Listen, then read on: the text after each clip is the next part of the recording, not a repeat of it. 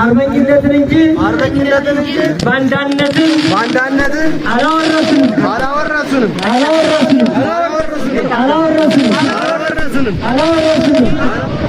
ባህላችንን፣ ሃይማኖታችንን፣ እምነታችንን የሚያስቀይረውን የፋሽስቱን አገዛዝ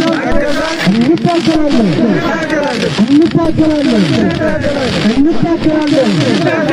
አሸባሪው መንግስት እንጂ ፋኖ አይደለም። ፋኖነት የነጻነታችን ምልክት ነው። እኛ የቅድመ አያቶቻችን ልጆች ነን።